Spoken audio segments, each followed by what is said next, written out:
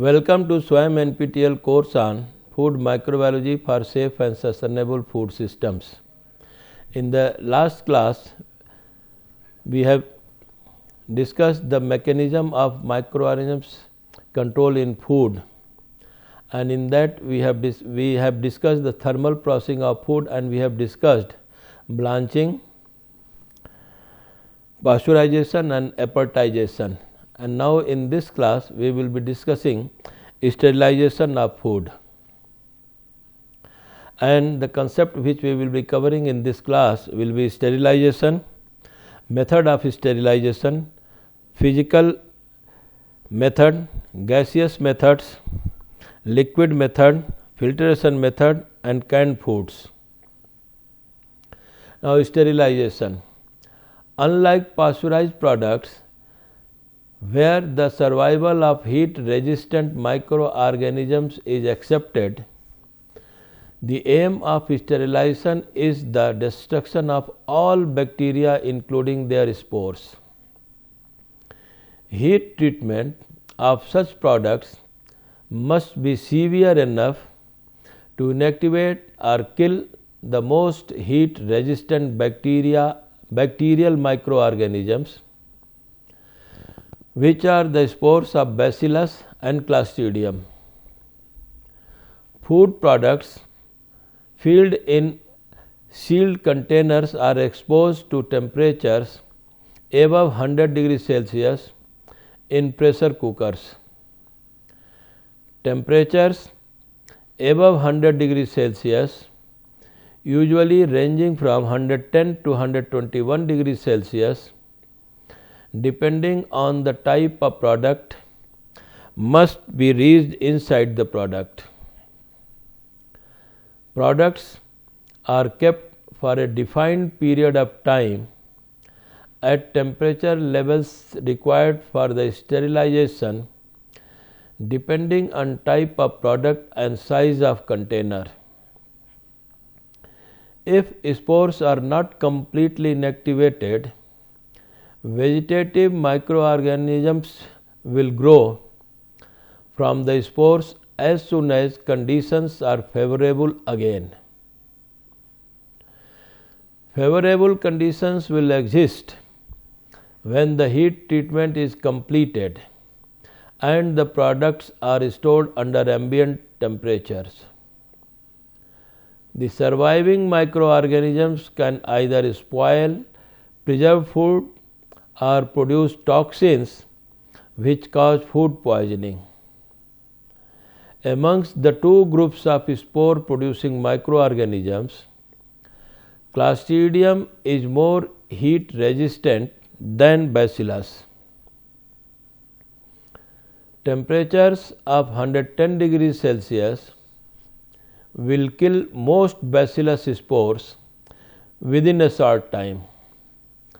In the case of Clostridium, temperatures of up to 121 degrees Celsius are needed to kill the spores within a relatively short time. These sterilization temperatures are needed for short time inactivation, that is within few seconds, of spores of Bacillus or Clostridium. These spores can also be killed at slightly lower temperatures, but longer heat treatment periods must be applied.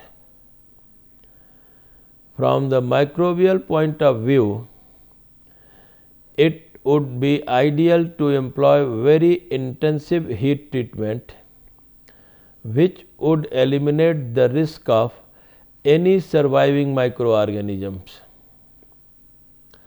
However, most food products cannot be submitted to such intensive heat stress without suffering degradation of their sensory qualities or loss of nutritional value, that is destruction of vitamins and protein components. In order to comply with above aspects, a compromise has to be reached in order to keep the heat sterilization intensive enough for the microbiological safety of the products and a moderate as possible for product quality reasons.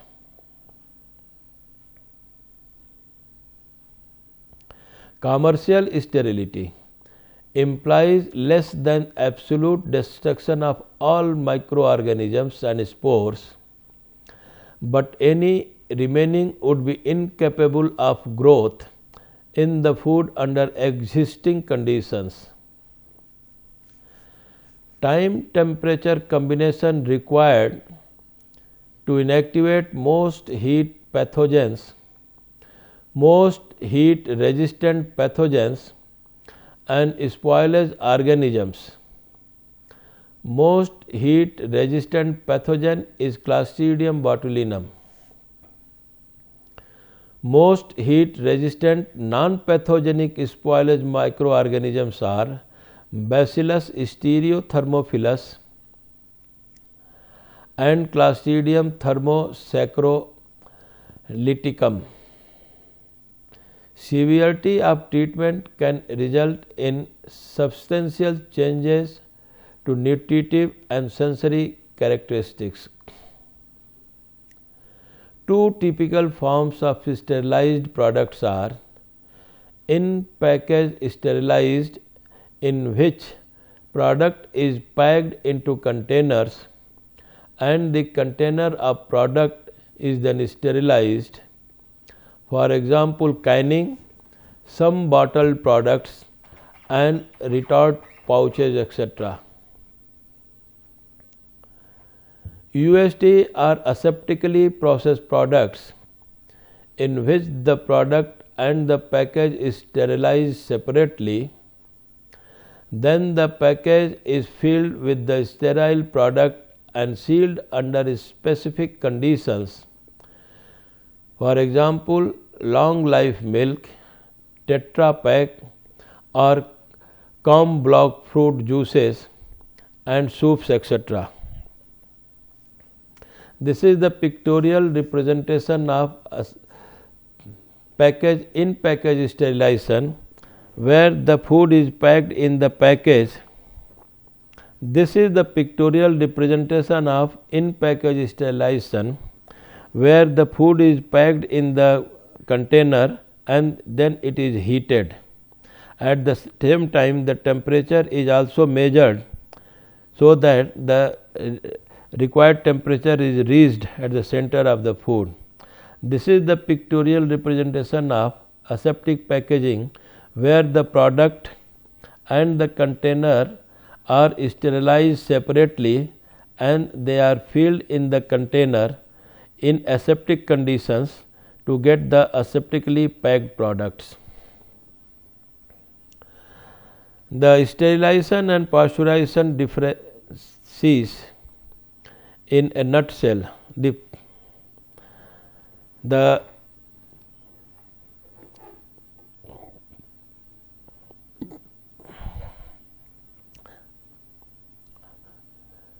sterilization is the complete elimination of the total elimination of the microorganisms, where in pasteurization there is partial elimination. The processing temperature during sterilization is above 100 degrees Celsius, whereas in the pasteurization it is below 100 degrees Celsius. And there is deep impact on the nutritional quality in the sterilized products, whereas there is low impact on nutritional quality in pasteurized products. The sterilized products have long shelf life, whereas the pasteurized products they have short shelf life. The sterilized products can be stored in the room temperature, whereas the pasteurized products they require low temperature or the refrigerator storage. These are the differences in the pasteurization versus sterilization. The sterilized products have a longer shelf life and the pasteurized products have a shorter shelf life. This is developed or discovered by Nicholas Appert, whereas the pasteurization is discovered by the Louis Pasteur. The sterilization eliminates all the microorganisms, whereas the pasteurization eliminates only pathogenic microorganisms. Sterilization can be accomplished in many ways, whereas pasteurization can be accomplished only with the heat. Sterilization can be applied in food industry, medical surgery, packaging industry, microbiology, etc., whereas the pasteurization is applied only in the food industry. Methods of sterilization. Physical method, which includes thermal or heat method, radiation method, filtration method, the chemical method and gaseous method. The physical method.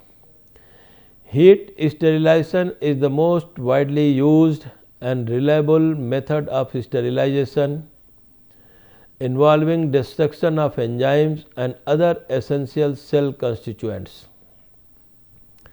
The process is more effective in hydrated state, where under conditions of high humidity, hydrolysis and denaturation occur. Thus, lower heat input is required. Under dry state, oxidative changes take place and higher heat input is required.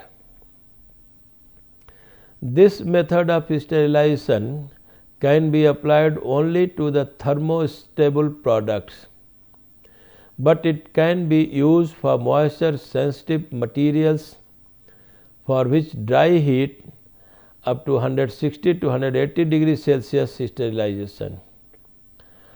For the moisture resistant materials, for which the moist heat sterilization is used, the temperature is around 121 to 134 degrees Celsius. The efficiency with which heat is able to inactivate microorganisms is dependent upon the degree of heat, the exposure time and the presence of water. The action of heat will be due to induction of lethal chemical events mediated through the action of water and oxygen. In the presence of water, much lower temperature time exposures are required to kill microbes than in the absence of water. In this processes, both dry and moist heat are used for sterilization. Dry heat sterilization. Examples of dry heat sterilization are incineration, red heat, flaming, hot air oven.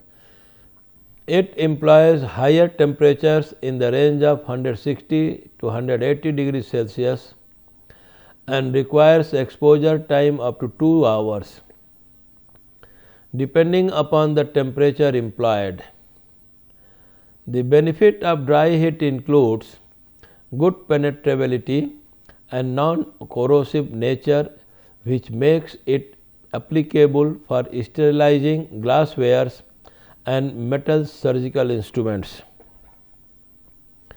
It is also used for sterilizing non-aqueous thermostable liquids and thermostable powders. Dry heat destroys bacterial endotoxins or pyrogens, which are difficult to eliminate by other means, and this property makes it applicable for sterilizing glass bottles which are to be filled aseptically. Moist heat sterilization.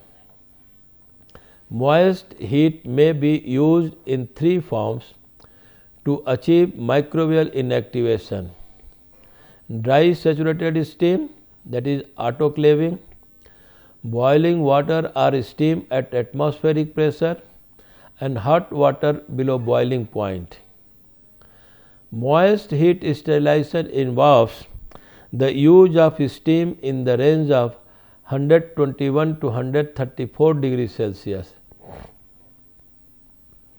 Steam under pressure is used to generate high temperature needed for sterilization. Saturated steam acts as an effective sterilizing agent. Steam for sterilization can be either wet saturated steam, that is containing entrained water droplets, or dry saturated steam, there is no entrained water droplets. Autoclaves use pressurized steam to destroy microorganisms and are the most dependable system available for the decontamination of laboratory waste and the sterilization of laboratory glassware, media and reagents. For efficient heat transfer, steam must flush the air out of the autoclave chamber. Autoclaves should be tested periodically with biological indicators like spores of Bacillus stereothermophilus to ensure proper function. This method of sterilization works.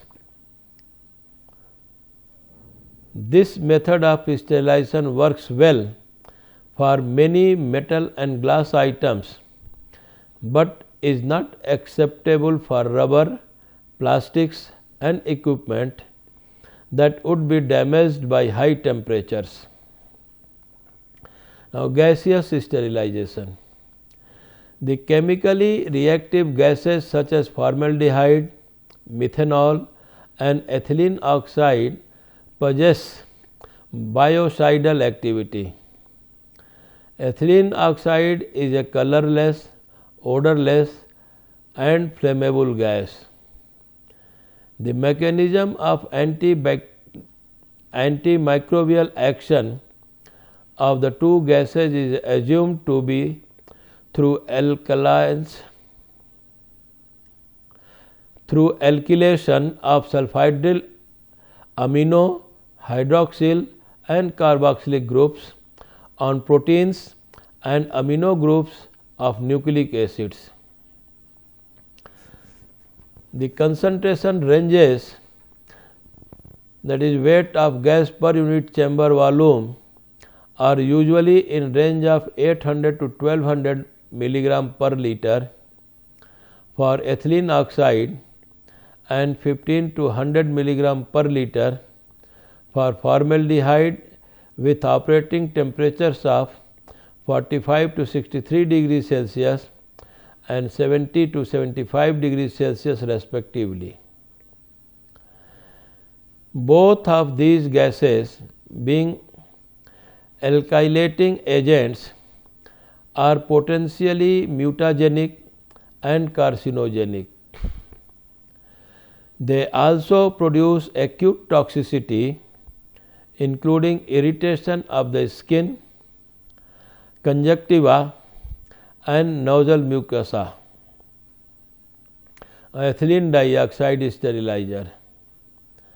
An ethylene dioxide sterilizer consists of a chamber of 100 to 300 liter capacity and surrounded by a water jacket.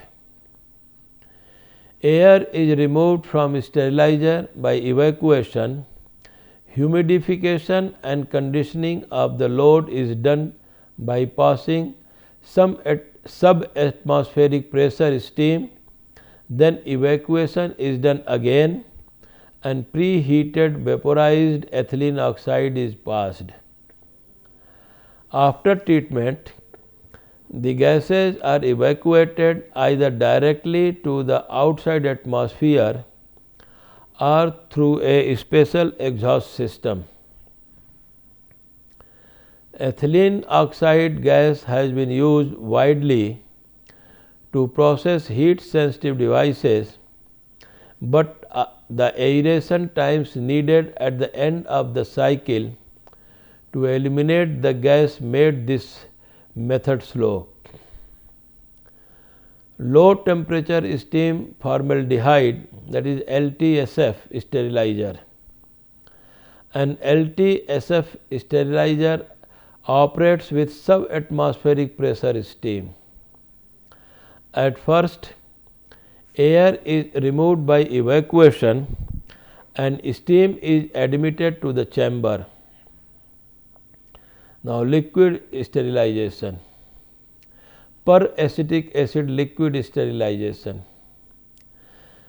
Peracetic acid was found to be sporicidal at low concentrations.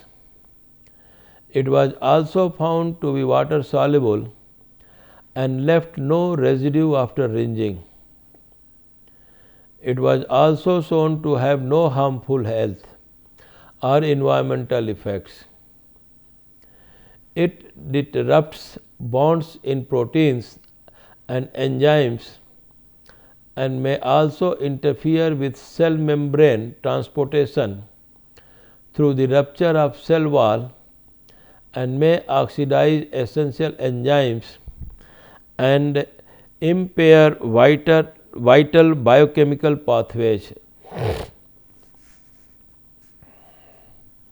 In a low temperature liquid chemical sterile processing system, several steps may be followed for effective sterilization. Pre-cleaning of devices is necessary because many devices have small connected lumens. Leak testing is done to ensure there are no leaks that could allow fluid to enter or leak the ampoules, vials and cause damage. The appropriate tray or container must then be selected, and if the device has lumens, the appropriate connector should be attached. The sterilant concentrate is provided in a sealed single-use cup and requires no pre-mixing or dilution. The disadvantages of this method of sterilization are that the devices must be immersible, must fit in the appropriate tray, and must be able to withstand the 55 degrees Celsius temperature the process uses. Now, hydrogen peroxide sterilization. This method disperses a hydrogen peroxide solution in a vacuum chamber, creating a plasma cloud. This agent sterilizes by oxidizing key cellular components, which inactivates the microorganisms. The plasma cloud exists only while the energy source is turned on. When the energy source is turned off, water vapor and oxygen are formed, resulting in no toxic residues and harmful emissions.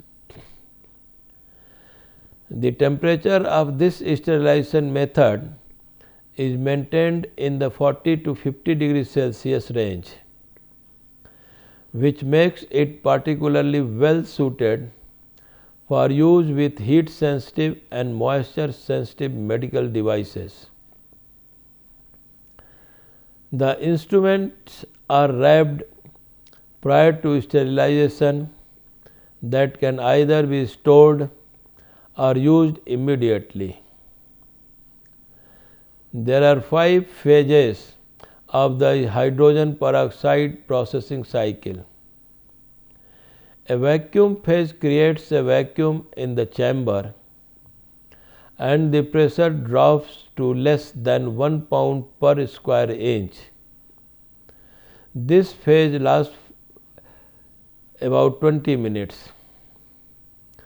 In the injection phase, the aqueous hydrogen peroxide is introduced into the vacuum chamber and is vaporized into a gas, which creates a rise in pressure due to the increase of molecules. During the diffusion phase, the hydrogen peroxide vapor spreads throughout the chamber and the increased pressure drives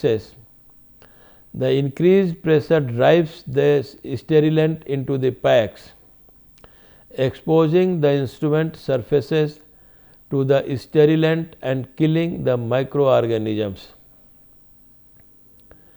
During the plasma phase, the radio frequency energy is applied, stripping the electrons from some of the molecules and producing a low temperature plasma cloud. Following this reaction, the activated compounds lose their high energy and recombine to form oxygen and water. The purpose of the venting phase is to introduce filtered air into the chamber and return the chamber to atmospheric pressure so that the door can be opened. It lasts about 1 minute. Now, filtration sterilization. Filtration process does not destroy but removes the microorganisms. It is used for both the clarification and sterilization of liquids and gases, as it is capable of preventing the passage of both viable and non-viable particles. The major mechanism of filtration are sieving, absorption, and trapping within the matrix of the filter material.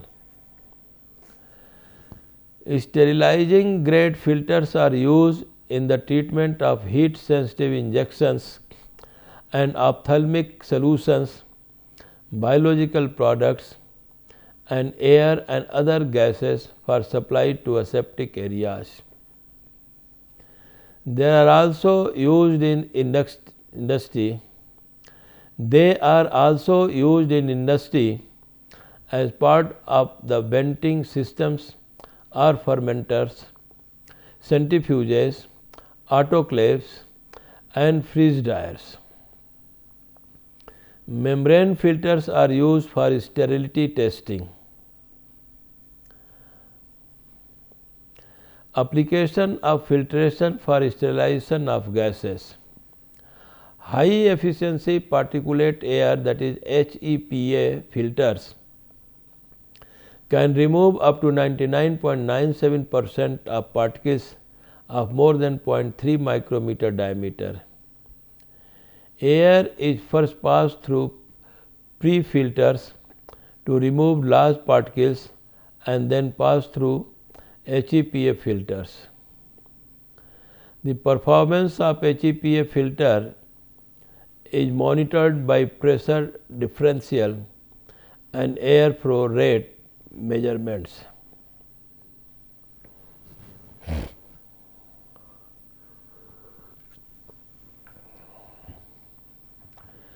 There are two types of filters used in filtration sterilization.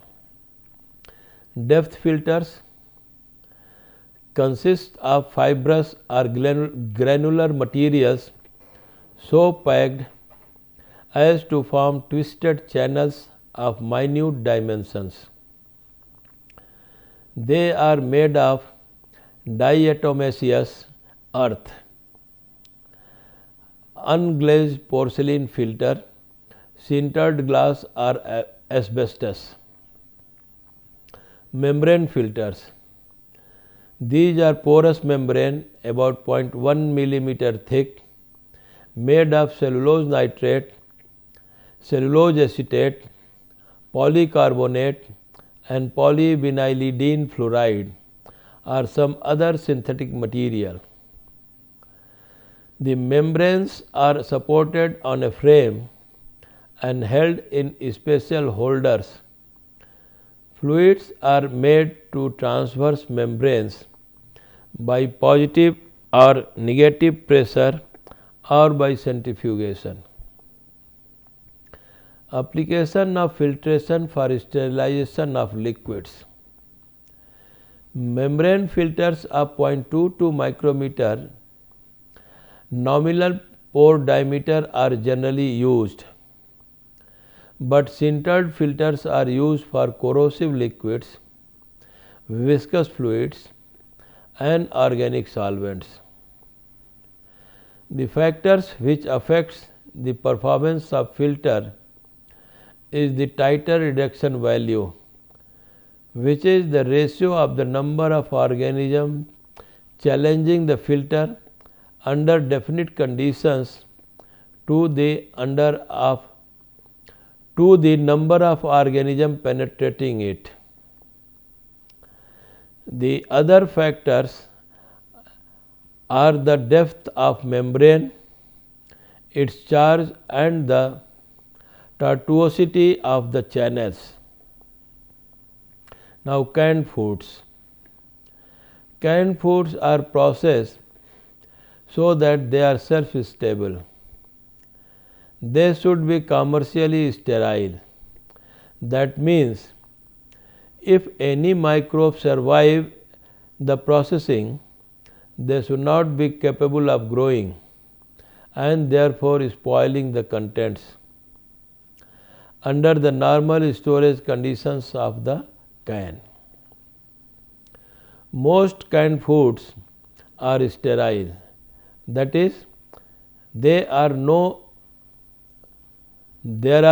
living organisms present, but some may contain viable organisms which cannot grow because of undesirable conditions, for example, water, temperature, pH, water activity and preservatives. If a canned food is spoilt by microbial spoilage, examination of the microbial types that caused it can pinpoint the offending errors in processing or handling. This table shows the different types of microorganisms important in retorted foods.